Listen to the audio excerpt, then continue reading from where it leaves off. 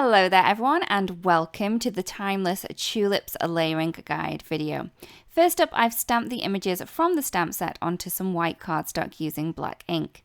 I'm then going to take the first stencil and I'm going to take the tulip part of the stencil and pop that into place onto the stamped image. I'm then going to use the coral berry ink to add the colour through.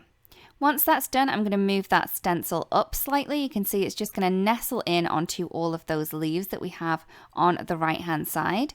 For this portion, I will be using the grass field ink to add the ink through the stencil to the stamped image below.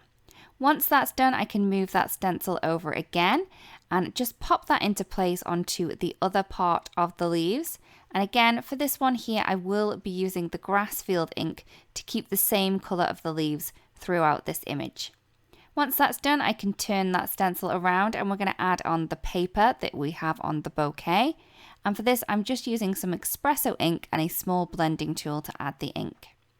Once that's done, I can move on to the stencil which has number 2 on, and I'm going to pop into place the rest of the tulips that we have on this image here.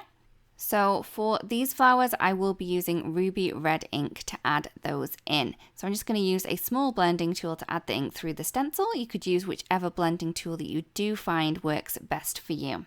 So once I have those into place, I can then twist this stencil around, and I'm just going to add in the rest of the stems for this image. I'm just going to be using some Shadow Creek ink to add this in. This is a darker ink than I used before, so I'm just going to pop that into place, and that means that that little image that we have on the right hand side is now complete.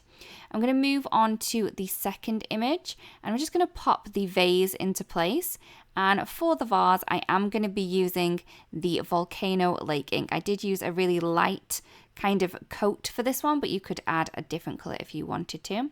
I'm going to move the same stencil round again and add in the little stems. I am using some of that grass field ink for this layer here. So once all of those have been done, I'm then going to move on to the third stencil that we have. And for this third stencil, I am going to go ahead and pop in the rest of the leaves and stems first. So I'm just going to pop that over into place. And for this layer here, I will be using the Shadow Creek ink. This is a large area, so if you wanted to, you could use a larger blending tool than I am here. I am using the small, but the large would work as well perfectly too. So once I am happy with the amount of ink that I have through the rest of the leaves and stems, I'm then going to go ahead and add in some of the flowers. So I'm just going to twist this stencil so you can see that I'm adding in most of the outlying tulips for this one here. And for these ones here, I am going to be using the Cotton Candy ink. Again, a small ink blending tool for this one. It does the job perfectly. I can then turn that stencil around and I'm popping in like the inside tulips here. And I'm going to be going with the Coral Berry to add those little tulips into place. Once that's done, I can move this around a final time to add in the other 2 tulips that we have on the left hand side. And for these, I will be using some of the ruby red ink. Once that's done, that is all of the layering complete. We really do hope this video helps. Thank you so much for watching, and we'll see you again really, really soon. Bye-bye.